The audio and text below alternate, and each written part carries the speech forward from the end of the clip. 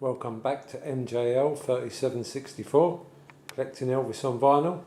Today I thought we'd take a look at another live album.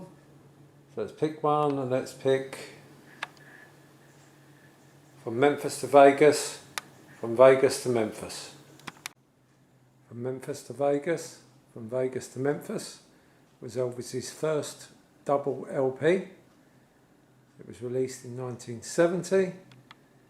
And it reached a very respectable number 3 in the UK album charts, which was very good considering it's a double album and was more expensive. Double album comprises of Elvis in Person at the International Hotel, a live album,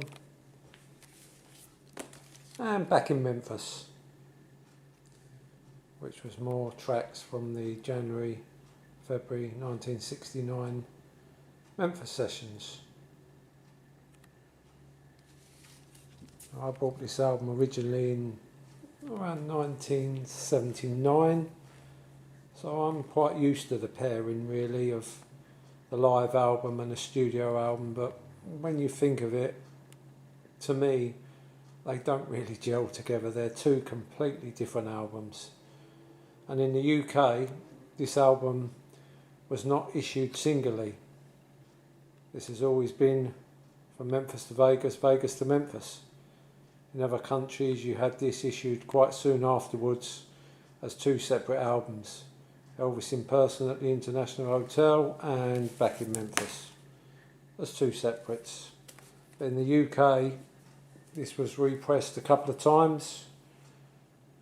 The original 1970, there was a pressing in 1977, there was another one in the early 80s, around 81. Then you had the new German Black in around 84. So in the UK, this album was not available as two separate albums until 1991, when an EU German copy found its way over to the UK. So you could get this album singly for the first time in the UK around 1991. Back in Memphis, not at all at the time. So whose idea it was to pair two completely different albums like this, I do not know.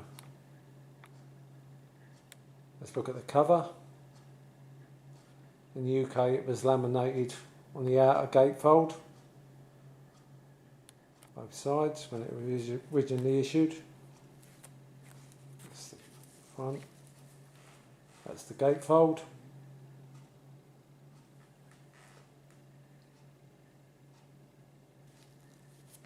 And that's the back side.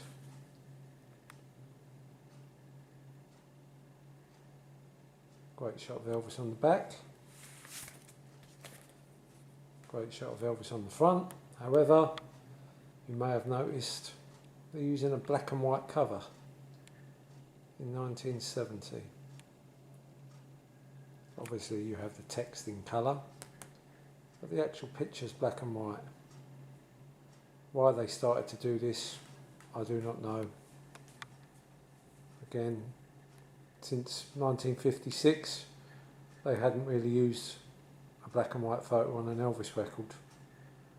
With all the technology, why they started going back to black and white pictures, I do not know. We've got a couple here to show you. I can juggle this.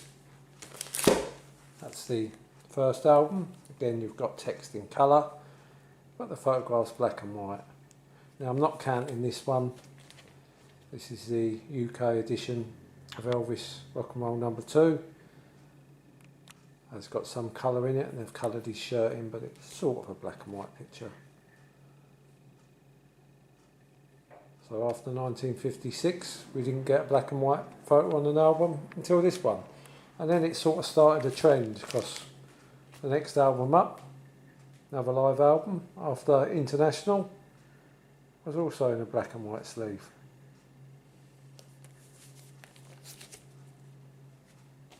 And that's the way it is. Was also a black and white photo of Elvis on the front. Now they're great shots, but why they're black and white,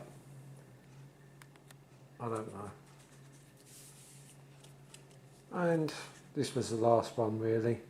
Then they went back to colour, except if you count this clunker. Got 6 black and white pictures of Elvis on the front. So that's the sleeve. Great shots of Elvis, but in black and white. Let's take a look at the first press from 1970. This is on the orange label. And this is the matte version.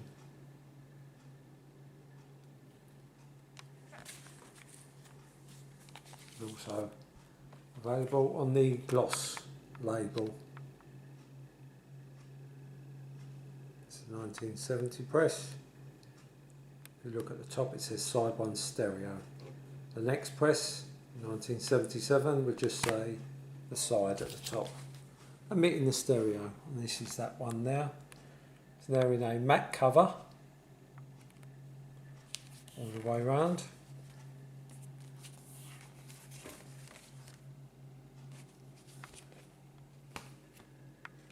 And the label's slightly different with just the side 2 at the top.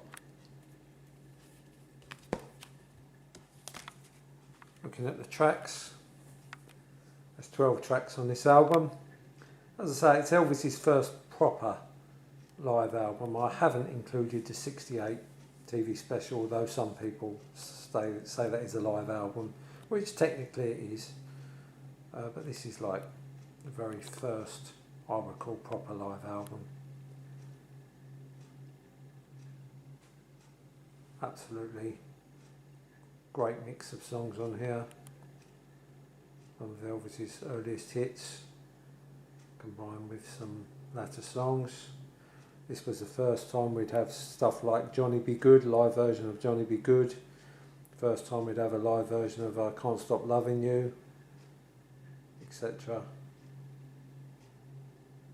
Got a few new songs here by Elvis as well as them two, My Babe, Words. So this was the first time we heard these. So, great songs. Very upbeat album.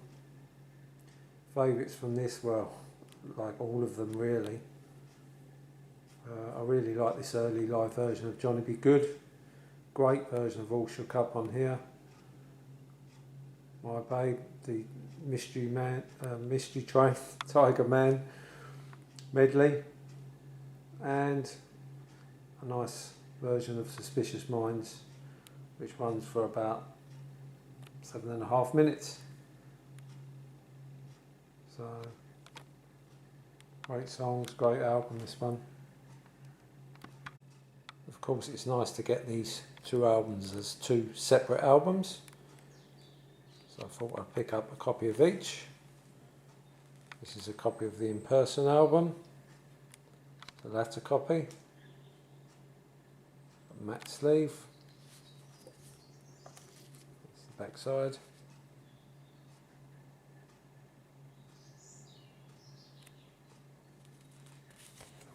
And this is on a nice black RCA label with the Nipper logo. This is a Brazilian copy.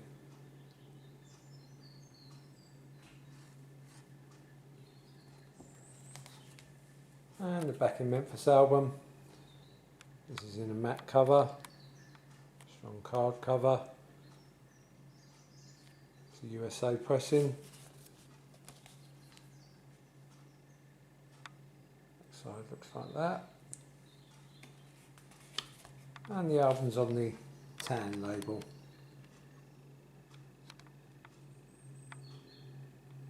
There being a live album, there wasn't any single issued from this In Person album. But let's take a look at some of the CDs, as this Vegas season, Elvis's first, 1969, is very well documented on CD. This is the first version of the CD that I bought around the early 90s. Looking like that. On the black label. Does have a booklet with a few pictures.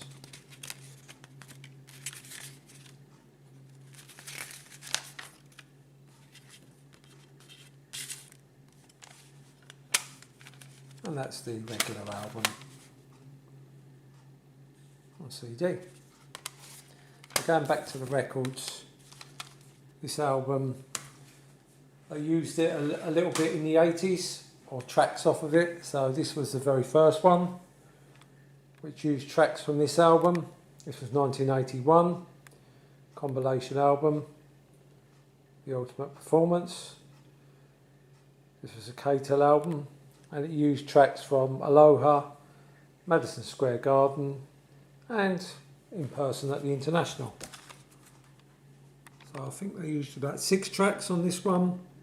From the International album, they would be Blue Suede Shoes, Johnny Be Good, Are You Lonesome Tonight, In the Ghetto, Suspicious Minds, and Words. They're the 6 tracks that they culled from In Person at the International. This CD from 2014, Elvis Sings, features 2 tracks which were originally on the International LP, and that's My Babe and Words. Another one of note here, Platinum 4 CD box set. This featured supposedly 3 unreleased tracks from that engagement: Baby What You Want Me to Do, Words, and Johnny Be Good. The first 2 are in fact unreleased versions at the time, but Johnny Be Good is exactly the same as on the original album. And of course there's a wealth of material from this engagement that's out there on CD and record.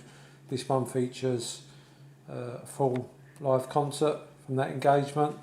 Elvis Presley features a few selected tracks. Viva Las Vegas, double CD, that features a concert from that era. Collector's Gold, 3rd CD on that, featured tracks recorded August 69, and some fans said they don't like the sound of this, the mix on this CD. I actually like it. It does sound different from the recordings on the original album, but I like this one. I thought it had quite a bit of punch to it. Of course there's plenty of bootleg CDs. There's 2 of note. Opening Night, which as we all know isn't opening night, it's probably August the 3rd, but it's the earliest known live recording we have. And there's another one, Here I Go Again. This was a nice release at the time. Sorry if I'm going quickly, but we're running short of time. And of course FDD, that was the first FDD with a live concert from this engagement. That was the second. They issued about 3 more, which I didn't buy at the time, just due to lack of money really, couldn't afford to get them. And then of course this box set, which we'll look at in detail some other time. This is obviously the one to get. That's Elvis in person at the International. We'll take a look at Back in Memphis on an upcoming video. But for now, just remember, while there's music, life's no waste.